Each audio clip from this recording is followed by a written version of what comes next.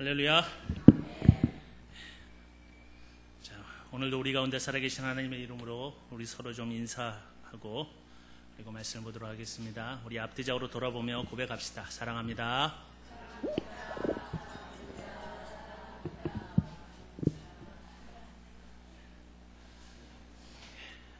날씨가 많이 추워졌습니다.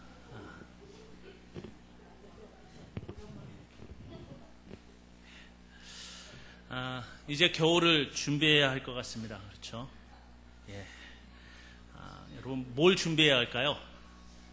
제가 청년들한테는 꼭 그 옆구리가 시리지 않도록 준비하라고 하는데,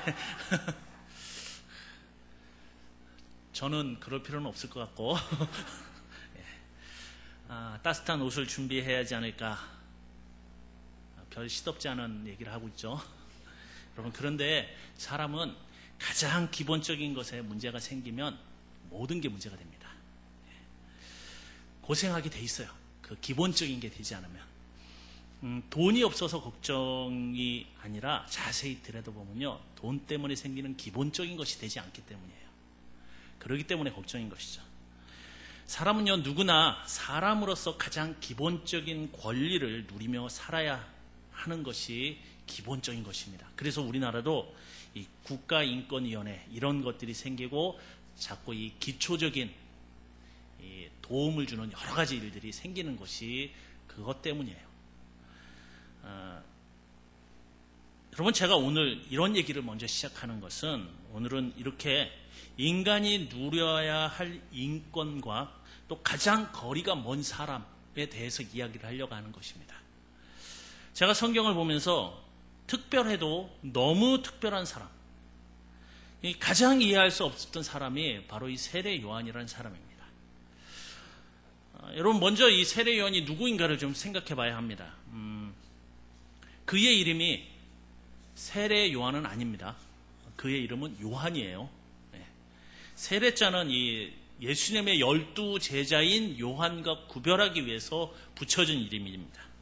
그래서 그가 세례를 줬던 사람이기 때문에 세례 요한이라고 붙여져 있는 것이죠. 그러니까 요한이라는 이름이 굉장히 많아요. 철수와 같습니다. 그렇기 때문에 그걸 구분하기 위해서 세례 요한이다라고 말하는 것이죠. 그의 등장은 특이하게도 사람들에게 이 요단강에서 죄 씻음의 해결을 외치며 세례를 주었던 모습이었어요. 그렇기 때문에 더욱더 그는 세례 요한이라는 이름을 가지게 되는 것이죠. 오늘 우리가 읽은 마태복음, 그 모습을 또한 그렇게 적고 있죠. 세례를 주는 모습으로. 여러분, 이 세례 요한은 태어날 때부터 아주 특별한 사람이었습니다. 유일하게 세례 요한의 출생을 적고 있는 누가복음 1장 5절부터 25절에 보면 그의 범상치 않은 이 출생의 비밀이 적혀져 있죠. 어떻게 보면 그건 출생의 비밀이에요. 정말 어떻게 그렇게 태어날 수 있는지 알 수 없습니다. 자식이 없었던 나이가 많은 제사장 부부 사가랴와 엘리사벳 사이에서 천사의 계시에 따라 그 이름까지도 계시받고 태어난 사람이 바로 이 세례 요한이라는 사람이에요. 그뿐만 아니라 누가복음 1장 15절에서 17절에 보면 이렇게 적혀 있어요. 이는 그가 주 앞에 큰 자가 되며 포도주나 독한 술을 마시지 아니하며 모태로부터 성령의 충만함을 받아 이스라엘 자손을 주 곧 그들의 하나님께로 많이 돌아오게 하겠습니다. 그가 또 엘리야의 심령과 능력으로 주 앞에 먼저 와서 아버지의 마음을 자식에게 거스리는 자를 의인의 슬기에 들어오게 하고 주를 위하여 세운 백성을 준비하리라. 여러분, 나실이며 또한 태어날 때부터 하나님으로부터 사명이 분명히 했던 사람이에요. 그가 어떤 삶을 살 건지 어떻게 살아갈 건지를 아예 하나님이 처음부터 딱 정찍어서 주신 사람이 바로 이 세례 요한이라는 사람이라는 것을 볼 수가 있습니다. 이러한 특별한 출생은요, 이 특별한 삶을 살았던 이러한 그의 삶은요, 성경에 아무리 뒤져도 비슷한 사람이 없어요. 물론 태어나는 게 천사의 계시를 받아서 태어났던 사람들도 있습니다. 그러나 이렇게 사명까지도 완전히 정말 이렇게 팍 틀에 박아서 얘는 이래야 돼라고 했던 사람은 별로 없다는 사실이에요. 아주 특별한 예라고 말할 수 있습니다. 그리고 주 앞에 큰 자가 되며 모태로부터 성령의 충만함을 받았다. 여러분, 이거 쉽지 않습니다.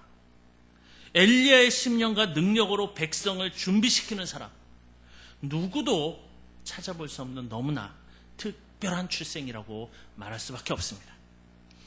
이 태어남이 얼마나 특별했던지 여러분, 아버지 사가랴는요, 말 못하는 자로 10개월을 지나야 했던, 엘리사벳은 5달 동안 잉태한 것을 숨기고 임신의 문제로 찾아온 예수님의 어머니 마리아가 왔을 때 아기가 복중에서 기쁨으로 뛰어노는 일까지 정말 특별한 삶을 시작부터 했던 사람이 세례 요한이에요.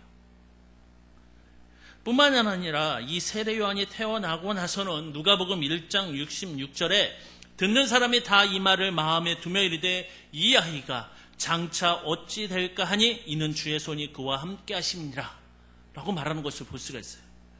가끔 우리가 TV에 이 천재라고 나오는 애 있죠? 그러면 그런 생각이 드시죠? 저도 동일한 생각입니다. 제가 어떻게 클까? 그렇죠? 지금 여기 세례 요한이 그런 관심을 받고 있는 것이에요. 근데 제가 어떻게 클까 했는데 제대로 큰 애는 제가 본 적이 없어요. 자, 세례 요한은 태어나면서부터 범상치 않았던 사람이라는 것을 성경이 적고 있는 것이에요. 요즘 말로 하면 천재죠. 천재. 그렇죠? 천재가 태어난 것이에요. 그의 자라남도 범상치 않았다는 것은 누가복음 1장 80절에 얘기해 줍니다. 아이가 자라며 심령이 강하여지며 이스라엘에서 나타나는 날까지 빈들에 있으니라. 앞에 거는 좀 좋은데 뒤에 거는 좀 그래요. 그렇죠? 아이가 자라며 심령이 강하여지며, 우리 아이도 이랬으면 좋겠다 라는 생각이 들지만 뒤에 이스라엘에서 나타나는 날까지 빈들에 있으니라. 이건 굉장히 범상치 않은 자람입니다. 이러한 특별한 그의 출생이 예사롭지 않았다는 것을 말해주듯이 그에 대한 성경의 예언들이, 또 구약 성경의 예언들이 또 나오고 있는 것을 볼 수가 있습니다. 마태복음과 마가복음, 누가복음, 요한복음에 동일하게 세례 요한에 대하여 말씀하시는 것을 보면 그는 구약 이사야서에 예언된 자라고 공통적으로 이야기하고 있어요. 이사야서 40장 3절에 외치는 자의 소리여 이르되 너희는 광야에서 여호와의 길을 예비하라, 사막에서 우리 하나님의 대로를 평탄하게 하라 와 같이 동일하게 일치하면서 이야기하는 것을 볼 수가 있다는 것이에요. 이 말씀에 외치는 자가 누구입니까? 세례 요한인 것이죠. 그런데 이 외치는 자가 어떻게 세례 요한인 줄 아느냐? 그가 광야에서 외치고 있기 때문이거든요. 그러니까 세례 요한이 사역을 했던 그 지역이 광야 지역이에요. 마가복음 1장 2절에 보면 이렇게 나옵니다. 보라, 내가 내 사자를 내 앞에 보내노니 그가 내 길을 준비하리라. 그 말라기 3장 1절에 보면 만군의 여호와가 이르노라, 보라, 내가 내 사자를 보내리니 그가 내 앞에서 길을 준비할 것이요 또 너희가 구하는 바 주가 갑자기 그의 성전에 임하시니 곧 너희가 사모하는 바 언약의 사자가 임하실 것이라 라고 얘기하는 것을 볼 수가 있습니다. 말씀의 길을 예비하는 사람, 그가 누구입니까? 세례 요한이죠. 여러분, 뭘 봐도 이 사람은 정말 특별한 사람입니다. 사복음서에 이사야의 글과 말라기의 글에 그것을 통해서 이렇게 세례 요한을 소개하는 것은 그가 아주 특별한 사람이라는 것을 말하는 것이죠. 그는 이렇게 하나님으로부터 미리부터 선택돼서 이 땅에 온 사람인 것입니다. 아마 아무도 예수님을 제외하고 이렇게 이 땅에 온 사람은 거의 찾아볼 수 없을 것입니다. 이렇게 예언돼서 온 사람이 여러분 성경에 있던가요? 저는 아무리 생각해도 없어요. 여러분이 찾으시면 알려주시기 바랍니다. 뿐만 아니라 그의 특별함은 예비하는 사람이라는 것이죠. 그의 출생 예고 때 누가복음 1장 17절에 천사가 그렇게 얘기를 했어요. 그가 또 엘리야의 심령과 능력으로 주 앞에 먼저 와서 아버지의 마음을 자식에게 거스르는 자의 의인을 쓸기에 들어오게 하고 주를 위하여 세운 백성을 준비하리라. 그의 임무는 오실 그리스도를 예비하는 것이었고 태어나기도 전에 자신의 길을 미리 하나님이 예비하신 확실한 사람이에요. 확실한 사람. 가끔은 우리가 그렇게 기도하죠. 하나님, 제 길이 어딥니까? 특히 청년들이 하나님, 제가 어디로 가야 됩니까? 라고 기도하는 청년들이 많습니다. 세례요한처럼 미리 주셨으면 얼마나 좋았을까? 그런 생각을 하게 될 때가 있어요. 정말 이 사람은 그것만 봐도 너무나 특별해져. 우리가 알듯이 성경에 특별한 사람들 많아요. 그렇죠. 노아, 아브람, 요셉, 모세나 엘리야, 이들도 특별해요. 하나님의 칭찬을 독차지했던 다윗, 그도 특별한 사람이었습니다. 그러나 누구도 이 요셉과 같이 이렇게 특별하지는 않았다는 사실이에요. 어떻게 보면 특별해도 너무 특별한 사람이에요. 이렇게 특별한 사람이라면 여러분, 제가 아까 얘기했듯이 특별하게 살아야 되지 않습니까? 특별한 삶을 살아야 되지 않을까요?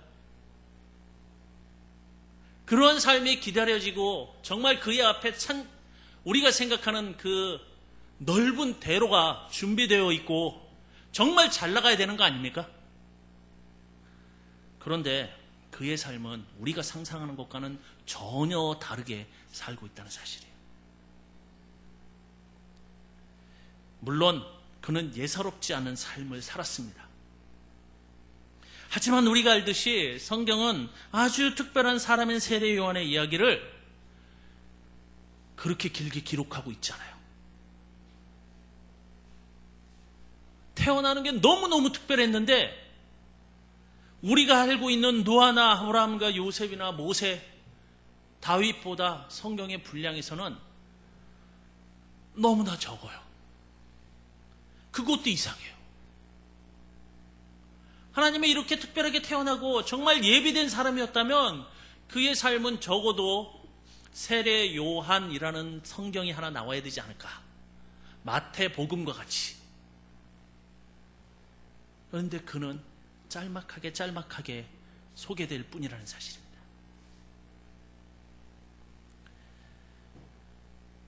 그의 이야기들은 그냥 요단강에서 세례 주다가 예수님을 만났고 예수님을 세례 줬고 그러다 재수없게 왕한테 걸려서 죽었다. 이게 끝이에요. 이게 뭐죠? 도대체 왜 이렇게 기록하고 있는 것이죠? 성경의 기록을 보면 예수님의 이야기 중에 필요에 의해 나타난 이야기 외에는 그의 이야기가 나타나질 않아요.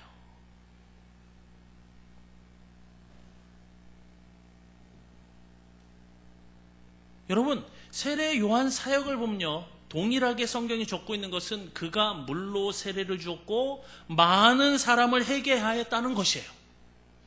그의 모습을 적으면서 마태복음과 마가복음은 특이한 그의 모습을 적고 있기도 합니다. 그리고 이렇게 특별한 사람의 행적은 많은 사람들에게 이슈가 되었다고 이야기도 합니다. 많은 곳에서, 오늘 본문에도 나오죠. 많은 곳에서 그의 회개의 선포를 요한의 세례라는 제목으로 이야기하고, 그리고 또 널리 세계적으로 그의 이야기가 돌았다고 성경은 이야기하고 있어요. 사도행전 18장 25절에 보면 그가 일찍이 주의 도를 배워 열심으로 예수에 관한 것을 자세히 말하며 가르치나 요한의 세례만 알따름이라 라는 구절이 있어요. 이게 무슨 말이냐? 성경에 능통했던 이 아볼로라는 사람이 예배소에 왔는데 그가 요한의 세례만 알고 예수님에 대해서는 알지 못했다는 것이에요. 성령 세례를 알지 못했다는 것이에요. 그 얘기는 세례 요한의 이야기가 벌써 이 지중해를 중심으로 모든 도시에 다 돌았다는 이야기예요. 유대인들은 세례 요한을 알았다는 것입니다. 19장에 봐도, 이 사도행전 19장에 봐도 동일한 사건을 찾아볼 수가 있습니다. 요한의 세례가 지중해 여러 나라와 지방에 얼마나 유명했는지를 잘 보여주고 있는 것이에요. 이러한 요한의 세례는 바울에게 참 좋은 길이었죠.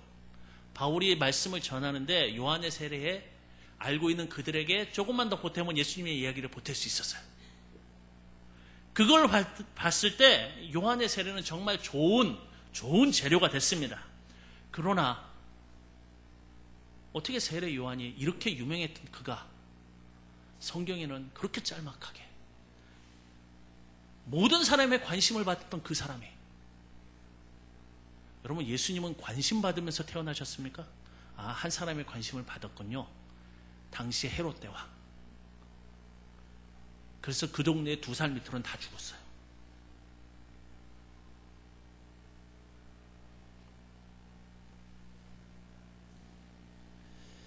세례 요한의 제자들을, 이 제자들도 있었죠. 여러분, 이 세례 요한의 말 중에 아주 유명한 말이 있습니다.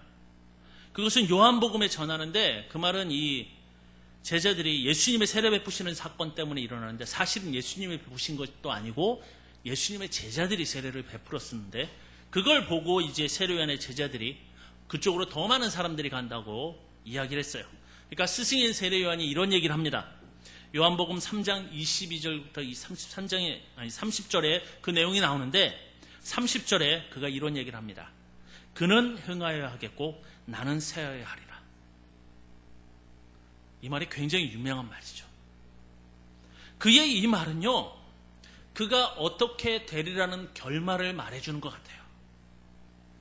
그리고 그는 헤롯에게, 결국 이 말 후에 헤롯에게 끌려가고 죽음을 맞이하게 됩니다. 이렇게 죽음을 맞이한 세례 요한을 마태복음 14장과 마가복음 6장은 자세하게 그 기록을 하고 있어요.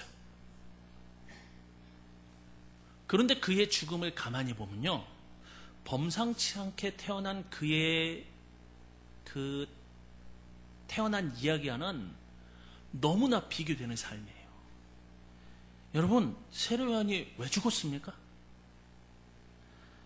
허무하게도 그의 죽음을 맞이한 과정을 보면요, 한 어린 아이의 춤의 대가로 그 목숨이 떨어져 나갔어요. 어떻게 이럴 수 있죠?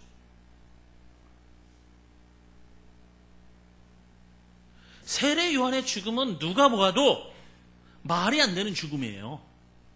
세상 사람들이 이것을 봤다 그러면 개죽음이라고 했을 거예요. 여러분, 사실 우리가 봐도 개죽음이에요. 인정하기 싫지만 분명한 것입니다. 어떻게 이렇게 특별하게 세상에 태어난 사람이 이렇게 허무하게 개죽음을 당할 수 있습니까? 이런 모습을 보고 세상 사람들이 하는 얘기가 있죠. 신이 있냐?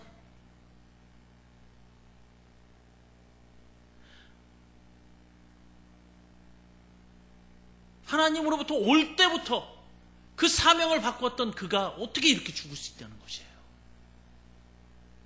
하나님의 도우심도 받지 못하고 허무하게, 너무 허무하지 않습니까? 그렇다면 그의 인생은 무엇이었을까요? 여러분, 그의 인생이 과연 성공한 인생이었을까요? 여러분, 세례 요한과 예수님의 나이 차이가 6개월입니다. 아시죠? 예수님보다 더 빨리 죽었어요. 6개월 있다 예수님이 죽은 건 아닙니다.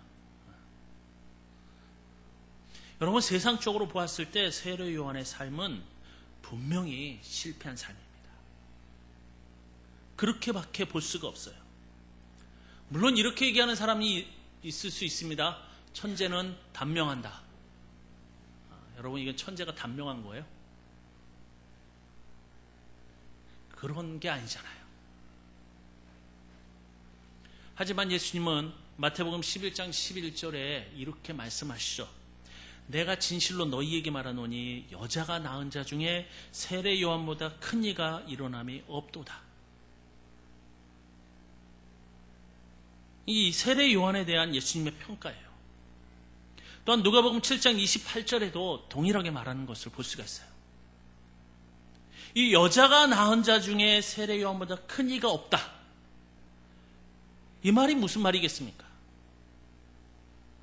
이 말은 이 땅에 이 사람보다 위대한 사람은 없다는 거 아니에요.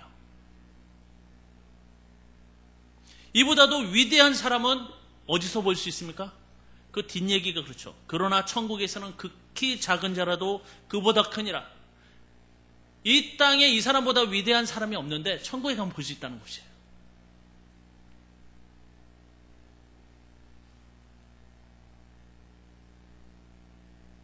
여러분, 예수님의 이 말은 굉장히 파격적인 것이에요. 세상이 말하는 평가는 완전히 다른 것이라고 말할 수 있는 것이죠.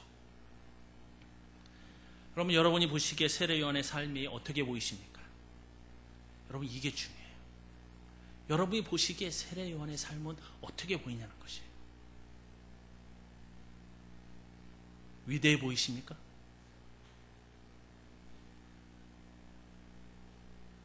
아니면 세상 사람들이 얘기하듯이 개죽음입니까?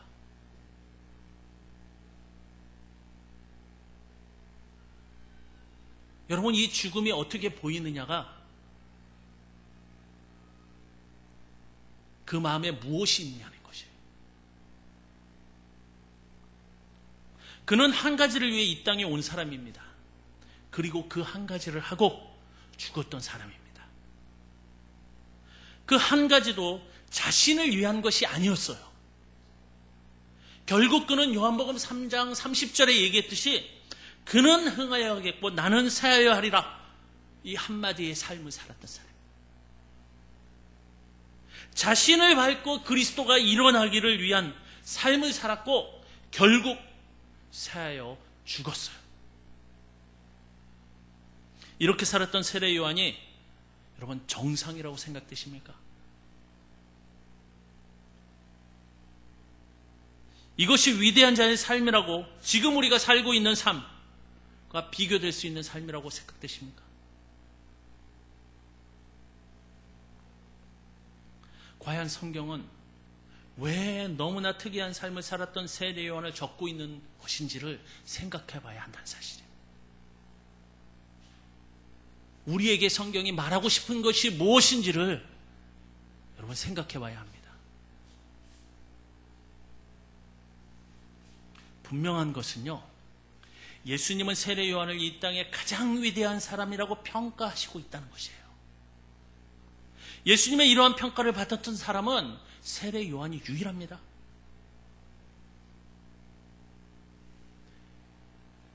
여러분, 그렇다면 우리는 어떻습니까? 세례 요한과 같은 삶을 살 수 있을까요?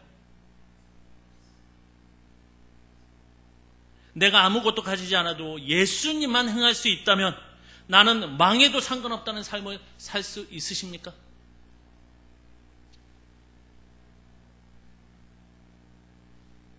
제가 요 며칠 사이에 두 가지 다큐를 봤습니다.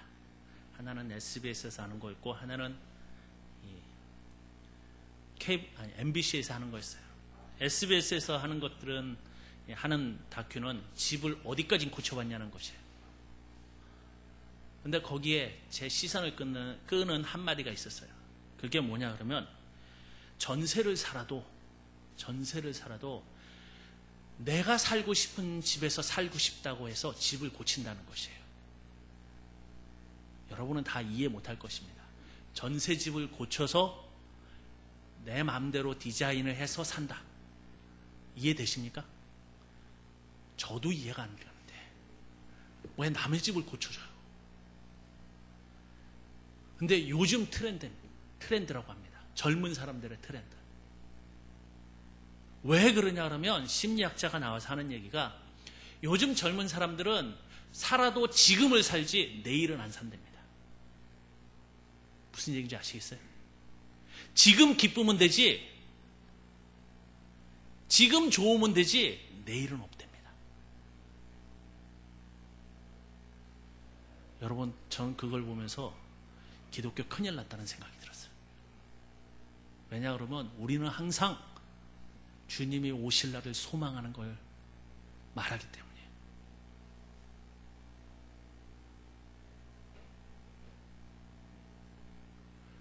그리고 또 하나 MBC에서 봤던 것은 숲이라는 다큐였어요. 숲이 우리에게 어떤 영향을 주는지, 그 숲이 우리에게 얼마나 좋은지. 그런데 이제 저기 경북 쪽에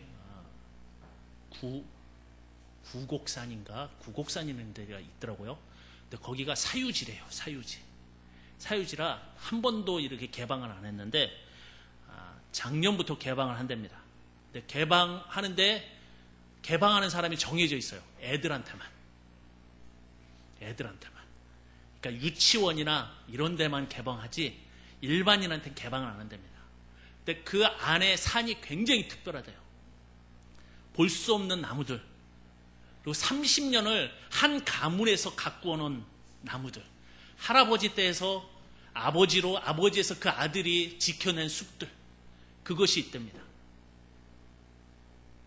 그러면서 거기 그 다음 자기가 지금 맡고 있는 그 아들이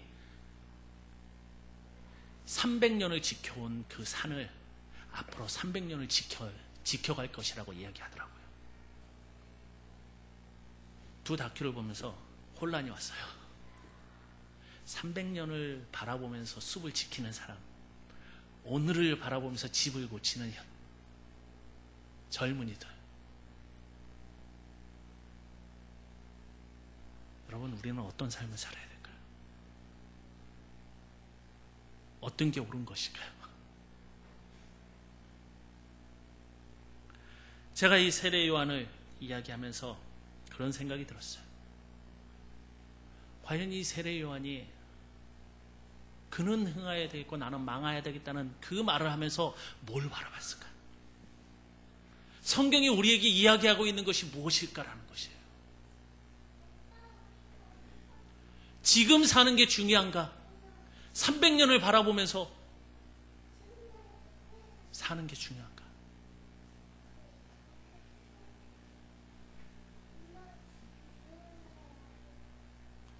세례 요한, 그는 아주 특별한 사람이었어요. 아주 특별하게 태어났어요. 하지만 하나님은 그가 100년, 200년 살도록 하시지 않으셨어요. 30년 살았습니다.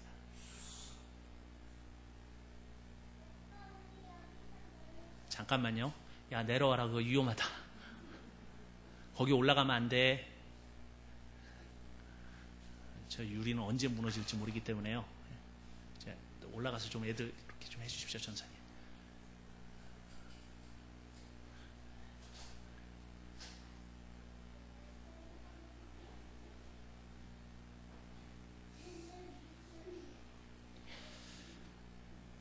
세례 요한, 여러분 어떻게 보면 하나님이 유혹만 해먹고 이 중간에 용도 폐기했다고 말할 수 있습니다. 아닌가요? 한 부모의 특별한 아들로 그도 태어났습니다. 우리와 동일해요. 제가 봐도 세례 요한은 정말 극단적인 삶을 살았던 사람입니다. 분명한 것은 그는 어려서부터 성령의 충만한 가운데 살았다는 그 내용 외에는 제 눈에 들어오는 것이 없어요.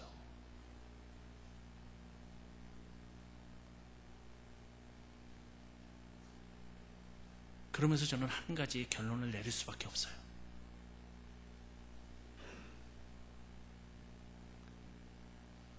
그는 어려서부터 하나님과 함께 했던 사람이구나 라는 것이에요. 그는 자신이 무엇을 위해 살아야 할지를 알았습니다. 그리고 그의 삶의 평가를 누구에게 받아야 되는지도 분명하게 알았던 사람이라는 이야기예요. 그리고 더 중요한 것은 그는 그렇게 살았다는 것이에요. 하나님이 주신 그 비전대로, 그리고 예수님의 평가가 분명합니다. 그의 위대한 삶. 여러분, 한번 물어봅시다. 여러분은 누구에게 평가받기를 원하십니까? 여러분, 내가 나를 평가하고 나만 만족시키면 사는 삶은 누구 집이든 상관없어요. 내가 고치고 사는 거예요. 지금만 좋으면 돼요. 그러나 내 후손한테 내가 평가받겠다는 사람은 300년 뒤의 숲을 생각합니다. 제가 그 다큐를 보면서 그 생각이 들더라고요.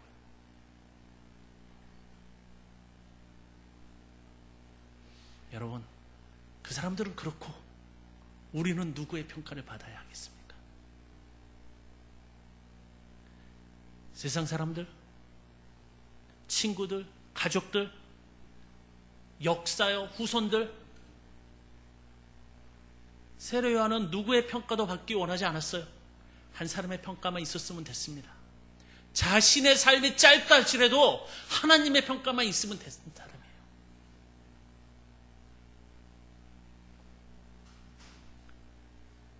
여러분, 또 동일하게 하나님의 평가만 바라보고 달려갔던 분이 예수 그리스도 아니십니까? 사랑하는 성도 여러분, 여러분은 어떤 평가를 받기 원하십니까? 아니, 누구의 평가를 받기 원하십니까? 한 가지 명심해야 하는 것은, 여러분, 누구의 평가를 받기 원하느냐가 우리의 삶을 바꾼다는 사실을 기억하셔야 돼요.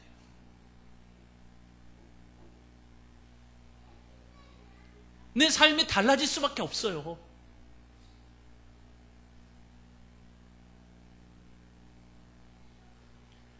여러분, 우리의 삶을 한번 생각해 봅시다.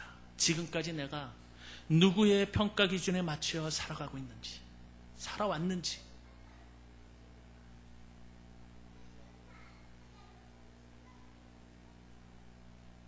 여러분, 나를 평가하실 그분이 누구인지를 분명히 해야 합니다. 여러분, 그리고 그분의 평가 기준에 맞추어 산다는 것, 그것은 성경을 기준으로 삼겠다는 말과 같은 말이에요.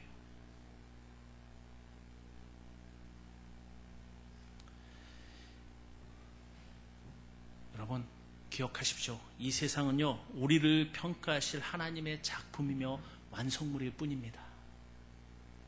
그걸로 우리를 평가할 수 없습니다. 이 땅과 하늘이, 그리고 약속하신 새하늘과 새 땅, 이 모든 것이 하나님의 만드신 것이고 오직 하나님의 평가로 그것에 우리가 다다를 수 있다는 것을 기억하십시오. 전 여러분이 하나님을 바라보기를 원합니다. 그리고 그분의 평가를 중요하게 생각하기를 원합니다. 그 하나님의 기준에 맞춰 사시는 우리 마리아 회원들과 우리 성도들이 되시길 축원합니다. 기도하도록 하겠습니다. 전능히 하나님 아버지, 감사드립니다. 하나님께서 오늘도 우리에게 말씀하시네, 또한 우리가 하나님의 평가 기준에 따라서 살아가기를 원하는 마음을 갖기 원합니다. 아버지, 지금까지 내 기준이 무엇이었고 내가 어떻게 살아왔는지보다 앞으로 내가 누구의 평가에 따라 살아갈지를 결정하는 우리들이 될 수 있도록 주님 인도하여 주시옵소서. 하나님 함께 하시고 또한 우리 가운데 임재하심이 싸우며 예수 그리스도 이름으로 기도드리옵나이다.